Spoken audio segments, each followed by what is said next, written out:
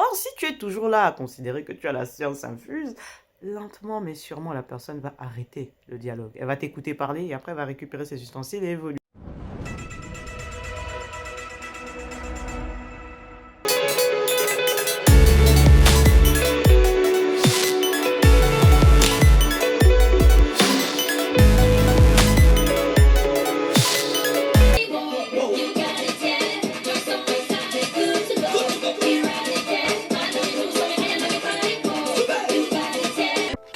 2,000 years later. Salut petit crasset, comment va-t-on? Oui, j'ai la voix légèrement cassée. On va faire comme si vous n'aviez pas remarqué. Oui, everything will be fine.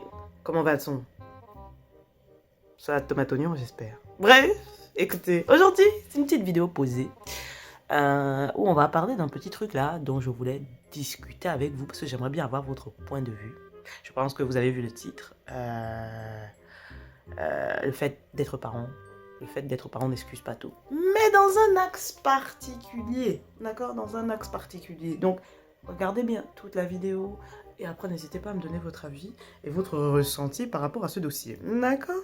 Bon, déjà, je tiens à dire, premièrement, que je n'ai pas d'enfant et je n'ai pas l'intention d'en avoir, d'accord? Donc, on n'est pas là à vouloir dire que j'ai la science infuse et que je maîtrise tous les dossiers. Non, comme toujours, on est vraiment sur une discussion. Donc, si vraiment ce que je dis te pique, toi qui regardes la vidéo, ou que mon point de vue ne correspond pas à ton vécu, d'accord? Et que ça te pique, ne regarde pas la vidéo, d'accord? Parce que bon, à un moment, on est sur une discussion. Et comme je sais que les gens sont souvent susceptibles ici, je préfère prévenir, d'accord? Voilà. Moi, comme j'ai dit, mon espace ici, c'est un espace Schengen. On est sur une positivité constante, même quand on parle de choses un peu piquantes, d'accord? Donc, anyway. Déjà pour moi, en tant que personne, en tant qu'individu observant le comportement de personnes ayant des enfants, je pense que pour avoir une relation saine avec tes enfants, il faut avoir 3 qualités. Il faut avoir de l'empathie, l'amour bien évidemment pour tes enfants, parce que bon, même ça c'est pas automatique, et du respect. La troisième est très souvent oubliée, mais oui, il faut les 3. Or, déjà, bon, en fonction des cultures, tu comprends, le point de vue de l'enfant est optionnel. Mais oui, je trouve que vraiment, ces 3 choses-là sont indispensables. Parce que du coup, si tu as ces 3 options-là, tu prends aussi conscience que ton enfant est un individu à part entière. C'est pas genre une deuxième partie de ton corps ou une deuxième copie de toi. Tu vois, genre, tu lui laisses son individualité. De plus, avec ces petites qualités-là, tu peux partir du principe aussi que du coup, tu n'as pas la science infuse. Qu'il peut arriver que tu fasses des erreurs ou que tu blesses même ton enfant, même si tu n'en avais pas l'intention. Et donc, en reconnaître tes torts. Oh my God! Vous voyez où on va? Vous voyez où on va? Vous voyez où on va? Voilà. Parce que je pense que beaucoup de personnes partent du principe que « Oh, c'est mon enfant, de toutes les façons. Je suis sa mère, elle va me pardonner. Je suis son père, elle va me pardonner. » Really, nigga? Le problème, c'est que à force de répéter ça, faire mal à quelqu'un que tu es supposé aimer, et ne pas reconnaître tes torts, ou ne même pas juste dire voilà, ok, là je t'ai fait mal, je vois que je t'ai fait mal et je suis désolé. La seule chose que ça va faire, c'est que ça va détruire cette relation. C'est-à-dire que tu peux avoir encore une relation avec la personne, mais ce sera une relation de très loin. Genre la personne va te regarder, mais de très loin. Et je trouve qu'il y a des personnes qui sont surprises, tu sais, à un moment, quand elles se rendent compte que ben, la personne, elle me regarde de très très loin. Genre, on peut s'envoyer des messages, on peut s'appeler, mais je la vois pas. Pourquoi, à ton avis? Et puis le fait de reconnaître que tu n'es pas infaillible, que tu es un être humain parmi le commun des mortels et que donc l'erreur est possible, permet aussi de créer un certain dialogue. Dans le sens où la personne en face, qu'elle soit encore un enfant ou qu'elle soit déjà adulte, se dira toujours « Ok, je peux quand même venir la voir et lui donner mon point de vue. Elle va en tenir compte. » Or, si tu es toujours là à considérer que tu as la science infuse, lentement mais sûrement la personne va arrêter le dialogue. Elle va t'écouter parler et après elle va récupérer ses ustensiles et évoluer. Et à un moment ou à un autre, vraiment à un moment ou à un autre, tu vas réaliser à quel point la relation elle est terminée. Soit parce que tu vas voir quelqu'un d'autre avoir une relation saine avec son enfant et tu vas te rendre compte que ton enfant ne fait jamais ça avec toi. Soit à un moment tu auras vraiment besoin de quelque chose et ton enfant s'en foutra.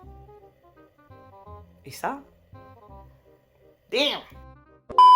Parce que oui, effectivement, t'as notamment dans ma culture, puissance blédarde, tu sais, on attend de l'enfant en fait qu'il subisse.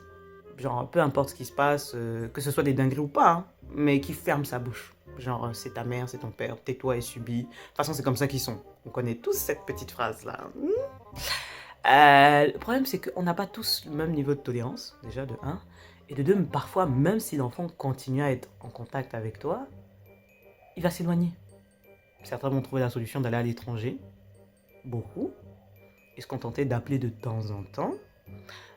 D'autres vont aller habiter dans le sud de la France, ou essayer de faire des études, mais très très loin, alors qu'ils peuvent le faire à côté. Tu sais, il y a plein de petites choses toutes bêtes, hein. C'est-à-dire, pourquoi il va loin comme ça? Ah, il veut son indépendance. Non. Non. Surprise, motherfucker! Il y a donc quelque chose qu'il ne faut absolument jamais faire, d'accord? C'est partir du principe que parce que quelqu'un est plus jeune que toi, il n'a rien à t'apprendre ou il ne peut pas avoir perçu quelque chose que tu n'as pas perçu. Non. Même un enfant de 5 ans peut te montrer quelque chose que tu n'as pas vu. N'importe qui peut t'apprendre quelque chose. Vraiment, n'importe qui. I said what I said. Ah, et puis surtout, il ne faut pas oublier un petit détail. Généralement, les enfants apprennent en reproduisant le comportement de leurs parents. Si toi, en tant qu'adulte, lorsqu'il se passe quelque chose, ou que tu as tort, ou que tu as fait quelque chose qu'il ne fallait pas, c'est difficile pour toi de t'excuser, ou que tu ne t'excuses même pas, aux yeux de l'enfant, il va commencer à percevoir le fait de s'excuser quand on a tort comme quelque chose pour lequel il devrait avoir honte et qu'il ne devrait même pas avoir à faire de base. Mais il est obligé parce que, bon, toi, t'es son père ou sa mère. Et ça, je ne pense pas que tu veuilles que ton enfant ait tellement d'ego qu'il part du principe que s'il doit s'excuser, c'est qu'il est en dessous de... ou qu'il s'humilie ou je sais pas quoi. Parce qu'en vrai, s'excuser, c'est la base quand tu fais quelque chose de mal à quelqu'un que tu aimes. On est d'accord? Maintenant, la réalité est que en tant que parent, vous avez un joker énorme, genre une quantité de jokers, genre pour quelqu'un du monde extérieur, la personne pourrait avoir 2-3 jokers, vous en tant que parent, vous en avez 4600 si vous voulez. Mais le nombre est limité, en fonction de la personne, le nombre de jokers est limité. Et je pense que c'est une information qu'il faut redonner aux parents. C'est-à-dire, oui, tout enfant, tout individu confondu, il y a des boutons que si vous appuyez, vous allez perdre cette personne. C'est-à-dire, elle pourra continuer à vous aimer, mais de loin. Ou alors, ne même plus garder contact avec vous. Et ça, je pense qu'aucun parent ne veut vivre ça, je pense. Enfin, je pense, je ne suis pas sûre, mais je pense. Et en tout cas, chez nous, au bled, chez moi au bled, on considère que les parents, ils ont un joker infini. C'est-à-dire, ils peuvent faire les pires trucs. Même la famille, la grande famille, la famille éloignée, a conscience que bon, là, il a un peu déconné et tout. Personne ne va jamais rien dire. Jusqu'à ce qu'à un moment, l'enfant dise, bon, ben c'est bon, I'm out. Et là, tout le monde est là en mode, oh my God, what happened?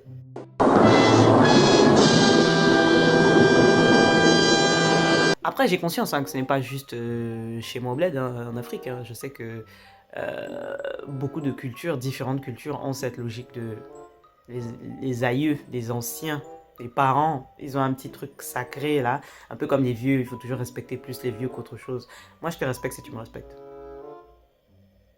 De base, je vais te rencontrer, tu auras déjà mon respect.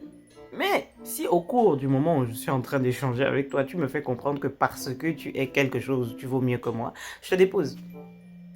Le respect là, tu le perds en même temps. Au départ, comme tu es un être humain, en tant qu'être humain, être vivant sur cette planète, tu as déjà mon respect de base. Vous voyez ou pas?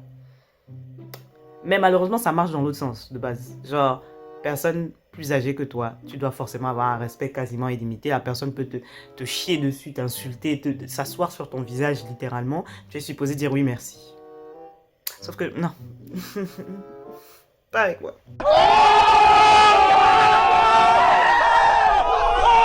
Après, j'essaie d'imaginer ce que ça fait, tu sais, quand tu as un enfant. Et d'accepter que ce n'est pas une copie de toi. Ça doit être difficile, surtout quand l'enfant en question te ressemble, il copie certaines de tes mimiques et tout. C'est assez difficile, je pense, d'accepter qu'il aura sa propre individualité, il aura sa propre personnalité, sa propre personne. Et on a toujours un peu le réflexe de vouloir les téléguider un peu dans la vie. Mais c'est normal, je pense que c'est normal parce que bah, tu aimes la personne et tu veux pas qu'elle fasse les mêmes erreurs que toi. Mais il y a téléguidé, téléguidé.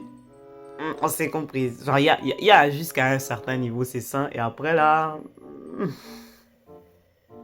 By the way, PS. Pour ceux qui ont des enfants actuellement, d'accord? Et vous en avez peut-être plusieurs, ok? Fabuleux, félicitations, vous avez mon respect éternel, vraiment, admiration, étoile dans les yeux. Hein? Mais, s'il vous plaît, il y a quelque chose que quelqu'un doit vous dire, ok? Si vous avez plusieurs enfants, et parmi ces plusieurs enfants, il y en a un que vous aimez un peu plus que les autres. D'accord? Je ne dis pas que c'est votre cas, mais on connaît, on se sait. Anyway, si vous en avez un que vous aimez un peu plus, même si vous essayez de le cacher, sachez-le, les autres enfants le savent. Ils le savent. I said what I said.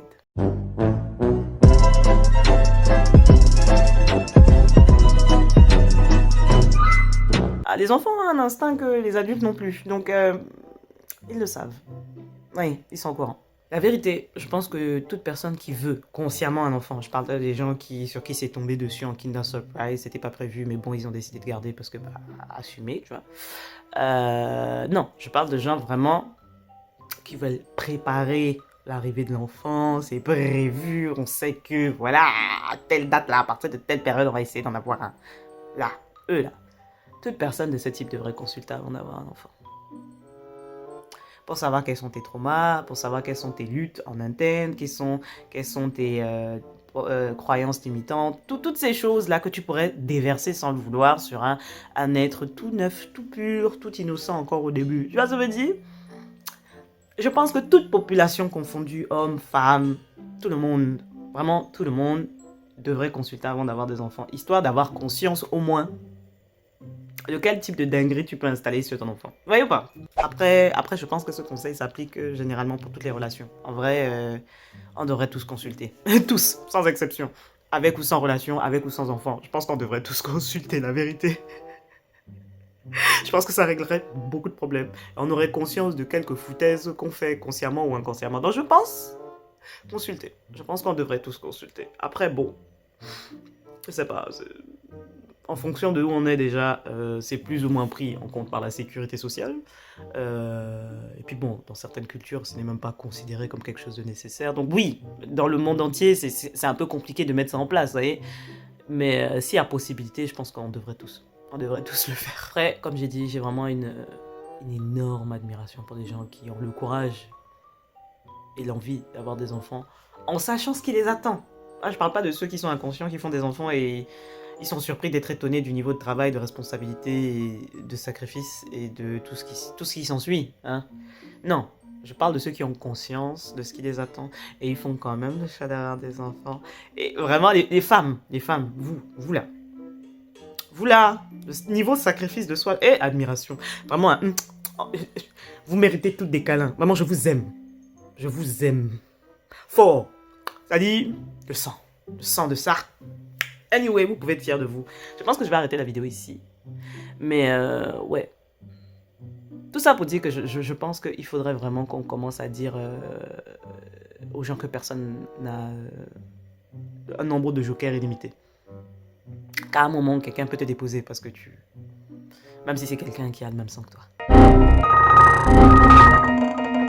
Parce que si les gens en avaient conscience, ils essaieraient de traiter un peu mieux les gens. Je pense. Anyway, je vous fais des bisous sur le front. J'espère que ça va. Et vraiment, que la grâce vous accompagne. Bisous!